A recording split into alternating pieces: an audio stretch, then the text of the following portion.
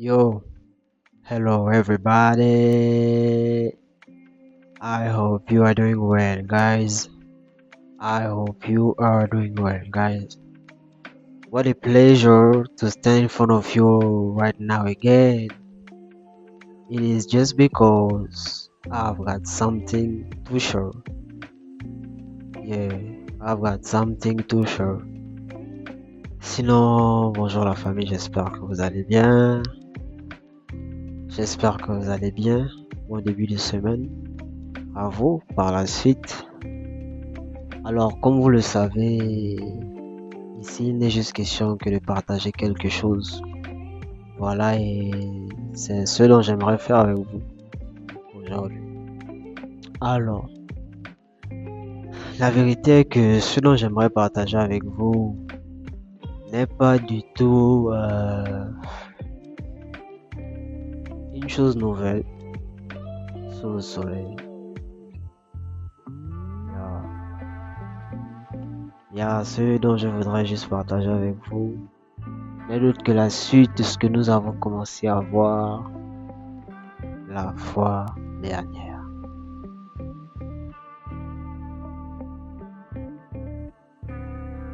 Yeah. Alors, qu'avons-nous vu la fois dernière? Qu'avons-nous vu la fois dernière? Qu'avons-nous vu la fois dernière?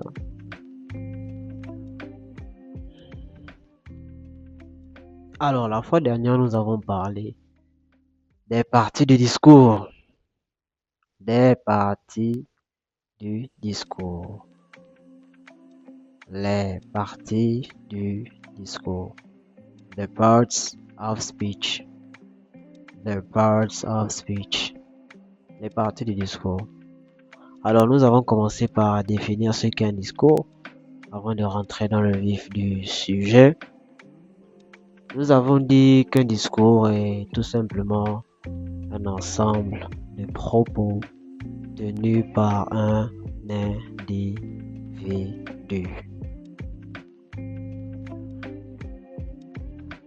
Un discours est un ensemble de propos tenus par un individu. Et nous avons dit que parmi ces discours-là, parmi ces expressions, parmi nos propos de tous les jours, il y a des éléments bien spécifiques qui sont à l'intérieur. Ouais. Et nous avons même réalisé quelque chose. Nous avons réalisé qu'en réalité, c'est la somme de ces éléments-là. Il y a la somme de ces éléments-là qui constitue un discours. Schématisons un petit truc là. Vous voyez par exemple, là, prenons la structure d'une phrase. Voilà. Une phrase est composée d'un sujet, d'un verbe et d'un complément. Sujet, verbe, complément. Le sujet peut être soit un pronom ou bien un nom. Plus le verbe, n'importe en tout cas, et le complément. Ce que nous appelons aussi le reste de la phrase. Voilà. Ne constatez-vous pas qu'en réalité c'est la somme du sujet. Donc, le sujet peut être soit un pronom ou un nom. Voilà, on le rappelle. Donc, c'est la somme du sujet plus le verbe plus le complément, donc le reste de la phrase, qui produit une phrase. Et donc qui nous permet de nous exprimer, qui nous permet de parler.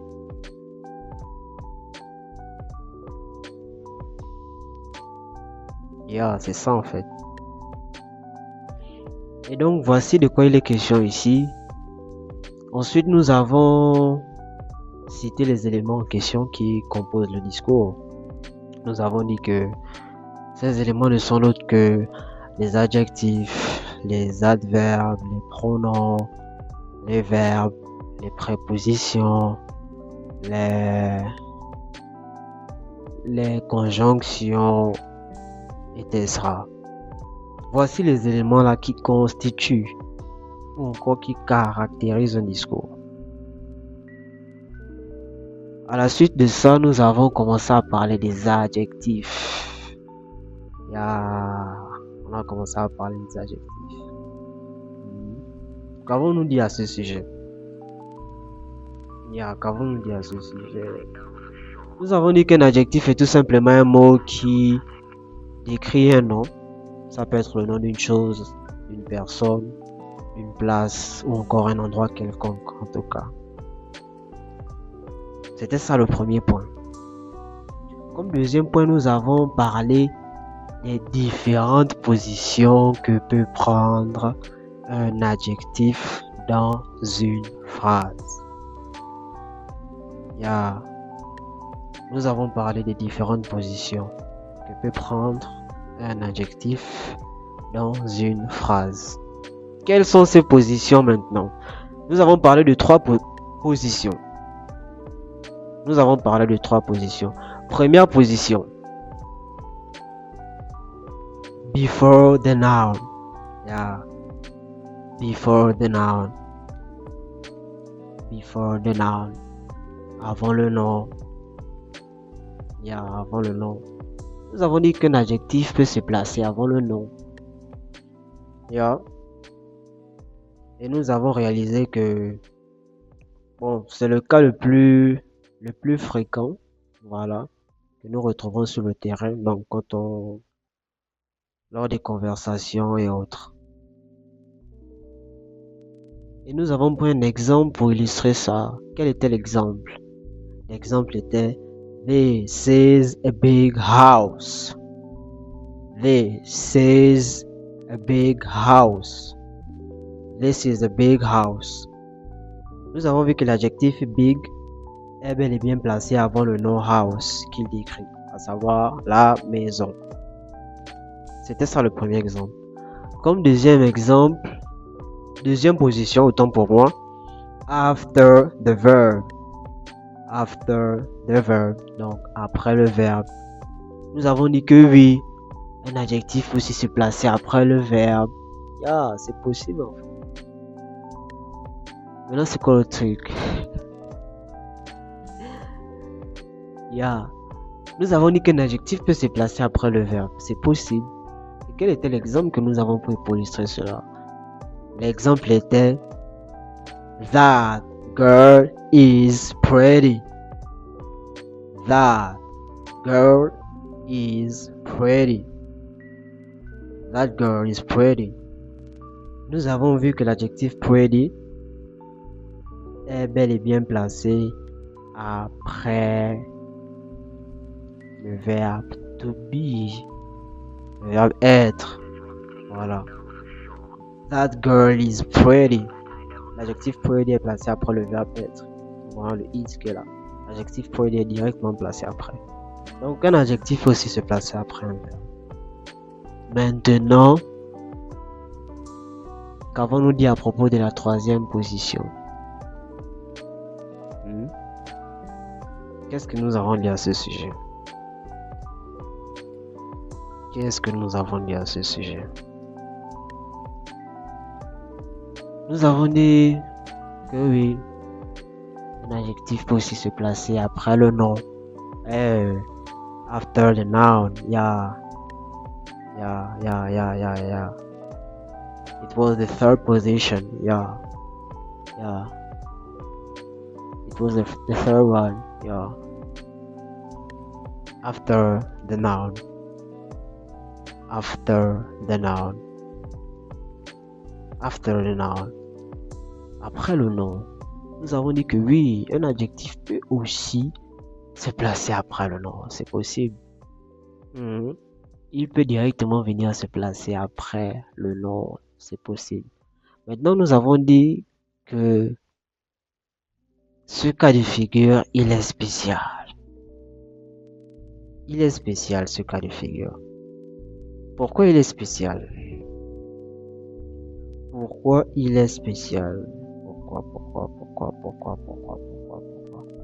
Alors, il est spécial tout simplement parce que le cas de figure où l'adjectif est placé après le nom le cas de figure où l'adjectif est placé après le nom, il se passe, il a lieu lorsqu'il est accompagné avec des pronoms indéfinis tels que nous avons cité something, quelque chose, anything, n'importe quelque chose. Euh, Someone, quelqu'un, everybody, tout le monde, nothing, rien.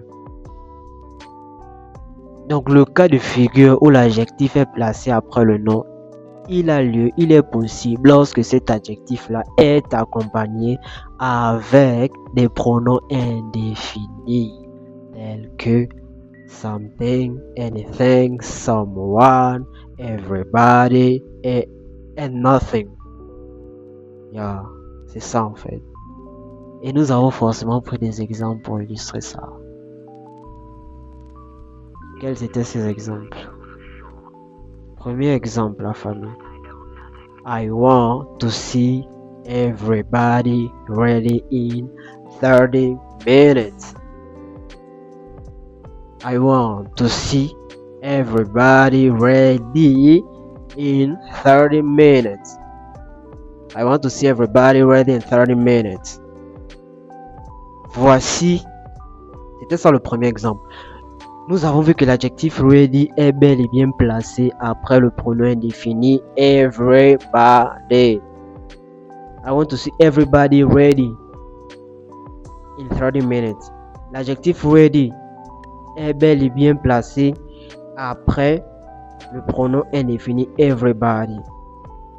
Everybody, tout le monde, ready, prêt. Je veux que tout le monde soit prêt dans 30 minutes. C'était ça le premier exemple. Quel était le deuxième exemple maintenant? Le deuxième exemple était, c'était une petite conversation. Nous avons supposé que quelqu'un m'aborde dans la rue en disant, Yo, Isaac, what's up, bro? Et moi, je réponds en disant, Yo, nothing special, man, and you. C'était ça la phrase. Yo, Isaac, what's up, bro? Yo, nothing special, man, and you. Nothing special, if spécial, est bel et bien placé après le pronom indéfini nothing. Nothing special. Rien de spécial. Nothing special. Rien de spécial. L'adjectif spécial là est bel et bien placé après le pronom indéfini nothing. Donc ça c'est une position. C'est un cas de figure. C'est possible. Et quel était le dernier exemple? I need something new in my life. I need something new in my life. I need something new in my life. Something new, something new, something new. Quelque chose de nouveau. Nous avons vu que l'adjectif new est placé après le pronom indéfini something, n'est-ce pas? C'est là en fait. L'adjectif new est placé après le pronom indéfini something. Something new. Quelque chose de nouveau. Something new. Quelque chose de nouveau. Et voilà. Et voilà. Un adjectif peut aussi se placer après un nom, c'est possible. Alors voici ce que nous avons vu la fois dernière and now we are going to see something else. Yeah. Let's go. Yo la famille. I told you that we are going to see something else, right? Now is the time. Now is the time. Yeah, so let's go. Alors, today I would like to share something with you. And the thing is that Obviously, that thing has a name, that thing has a name, and but the name of that thing is called the comparative adjective. The comparative adjective. The comparative adjective. Nous sommes toujours dans les parties du discours. Toujours. The comparative adjective. Come on. So let's do it, guys. Ce que nous appelons l'adjectif de comparaison ou encore le comparatif. Voilà. Alors la famille, il y a 3 choses à savoir concernant cet adjectif de comparaison. 3 choses à savoir. La première chose à savoir est que un adjectif de comparaison est tout simplement un adjectif qui est utilisé pour parler ou encore montrer la différence entre 2 choses ou 2 personnes. Un adjectif de comparaison est tout simplement un adjectif d'abord, maintenant qui est utilisé pour parler ou encore montrer la différence entre 2 choses ou 2 personnes. Yeah, c'est ça en fait. So,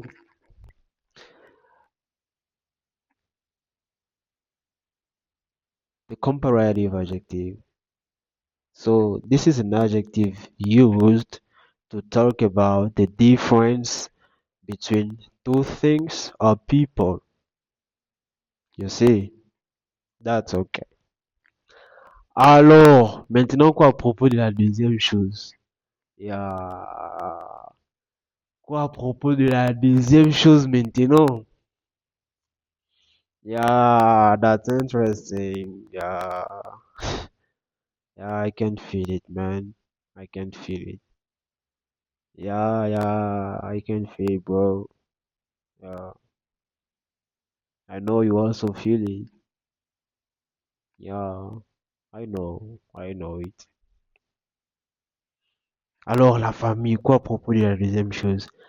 La deuxième chose à savoir à propos de cet adjectif de comparaison est que lorsqu'il est employé dans une phrase, il subit une petite modification. Yeah, il subit une petite modification. Quelle est cette modification maintenant? Alors, la modification en question n'est autre que le fait que lorsque cet adjectif de comparaison-là est utilisé dans une phrase, donc alors que tu t'exprimes,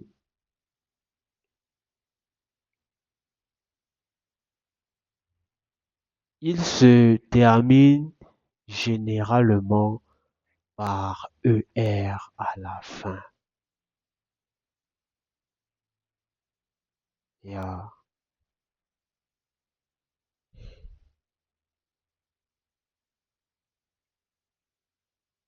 Mhm.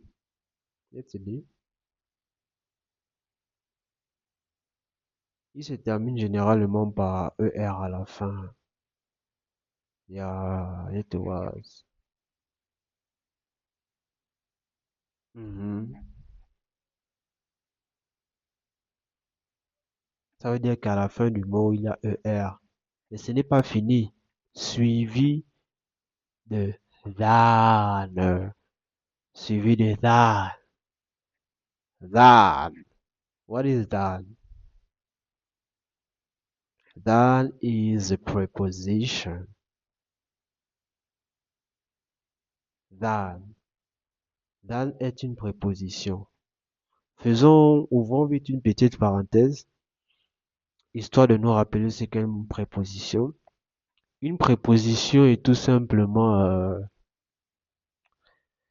une préposition est tout simplement un mot qui permet de relier des mots à d'autres mots dans une phrase.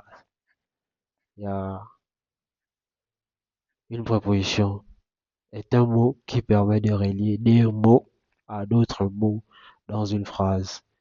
Évidemment, ces mots sont de nature différente. Ça peut être des adjectifs, des verbes, des pronoms, beaucoup de choses. Voilà. Des mots de nature différente, en tout cas, seulement. C'est ça. Mhm. Maintenant. C'est ça, en fait.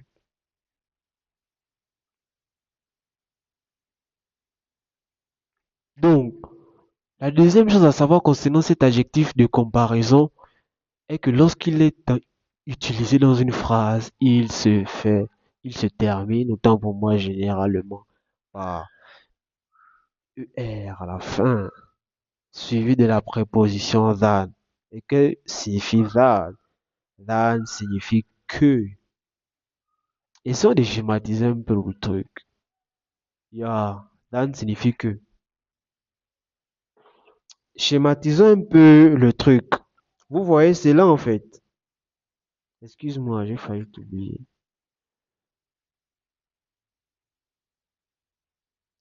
Donc, nous avons dit comme deuxième chose à savoir est que lorsque cet adjectif de comparaison-là est utilisé dans une phrase, il se termine généralement par ER suivi, donc ER à la fin du mot, évidemment, suivi de la préposition than, qui signifie que. D'où la formule là. Vous voyez, nous avons ici adjectif, donc j'ai abrégé, hein. Donc nous avons l'adjectif plus ER plus la préposition than. Than. Yeah, than. Donc que, adjectif plus ER, ça veut donc adjectif plus ER, donc adjectif plus ER plus than.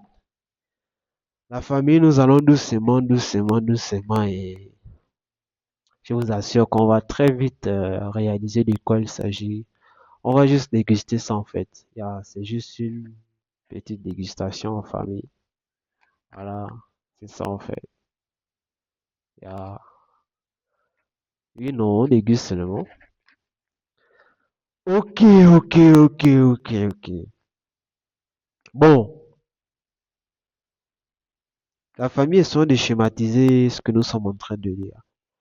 Vous voyez, quand on dit par exemple, ce garçon est plus grand que son père, pendant cette phrase-là, ce garçon est plus grand que son père.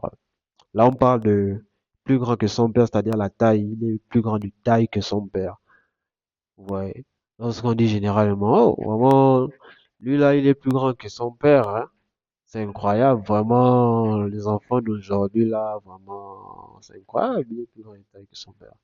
Donc, prenons juste cette phrase. Ce garçon est plus grand que son père. Qu'est-ce que nous sommes en train de faire là? Nous sommes en train de faire une comparaison entre la taille du garçon et celle de son père. Il y a une différence de taille. La taille du garçon est supérieure à la taille du père. Souvenons-nous, nous avons dit qu'un adjectif de comparaison est un adjectif utilisé pour parler ou encore montrer la différence entre deux choses ou deux personnes. C'est ce que nous sommes en train de faire là.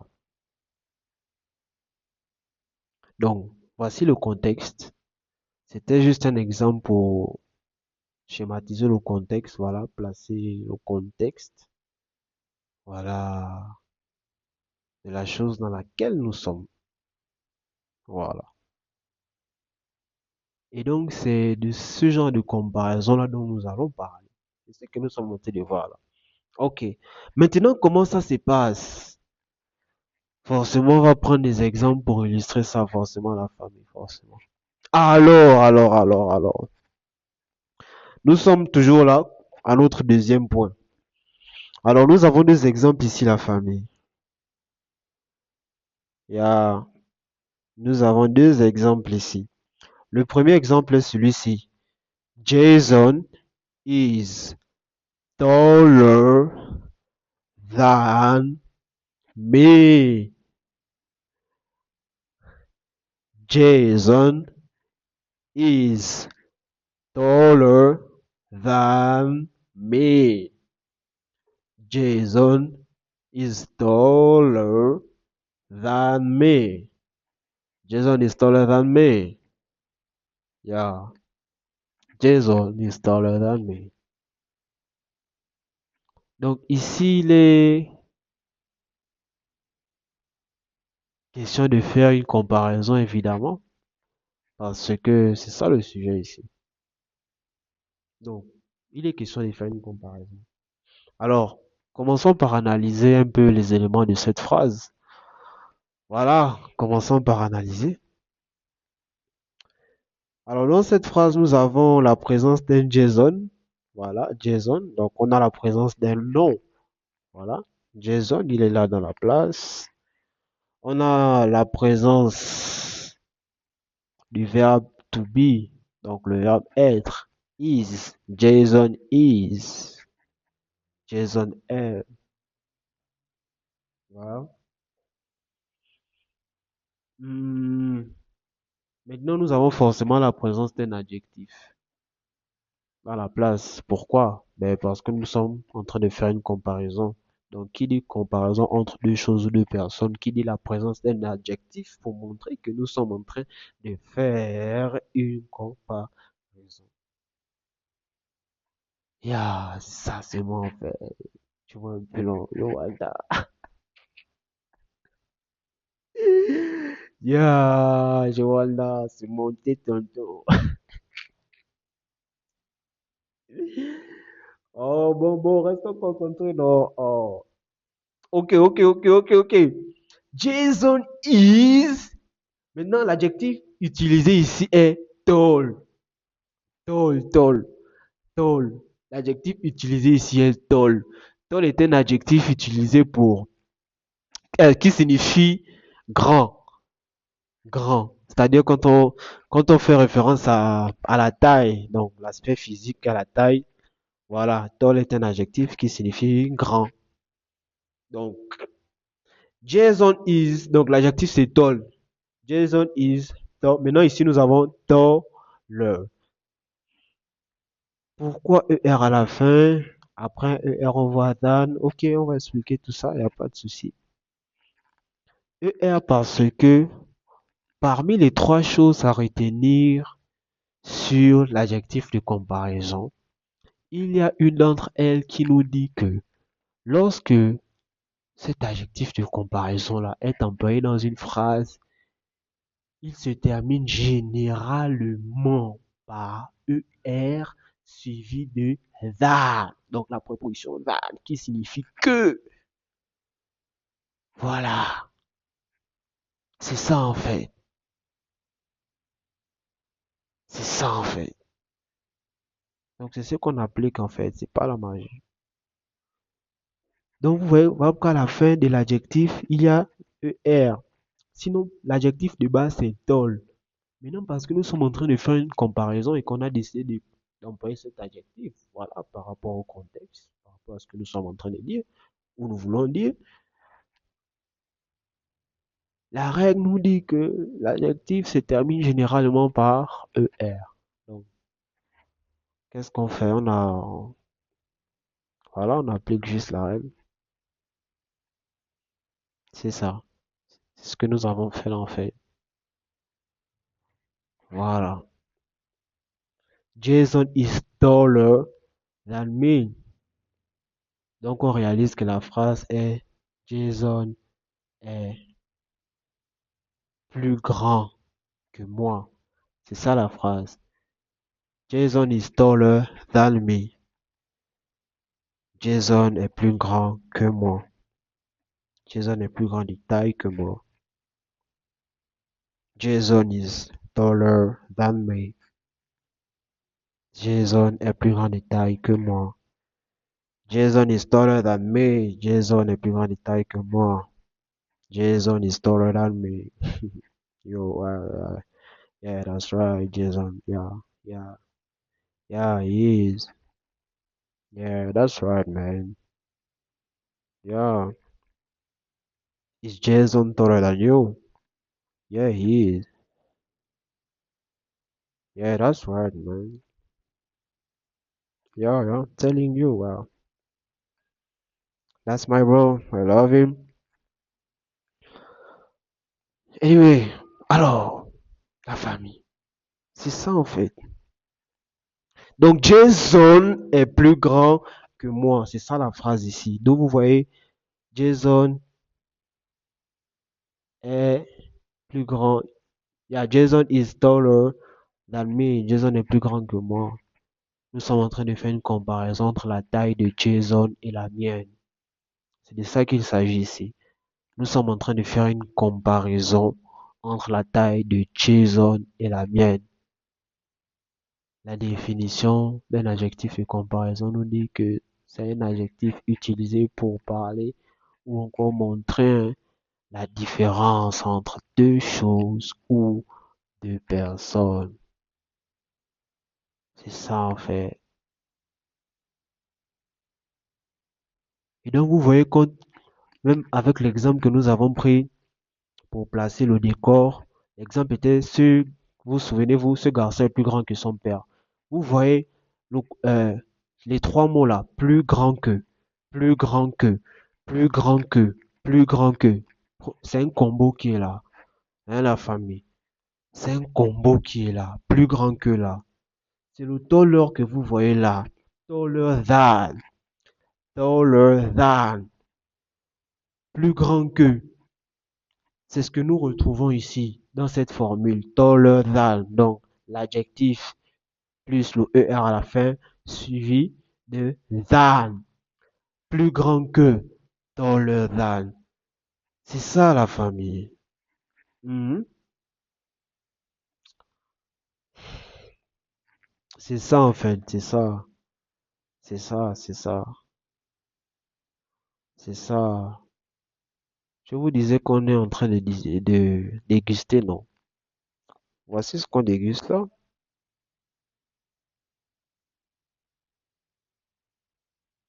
C'est ça en fait, c'est ça. Plus grand que là. Voici ce que ça signifie, ça représente ici. Voici ce que ça représente. Voici ce que ça représente. Plus grand que. Taller than. Taller than. Donc l'adjectif plus ER plus than. L'adjectif plus ER plus than. L'adjectif plus ER plus than. L'adjectif plus ER plus than. Direct. C'est ça en fait. Donc voici ce que ça représente. C'est intéressant, non? Je suis d'accord. Ok, la famille. Nous avons un deuxième exemple ici, à savoir, this shoe is nicer than the other one.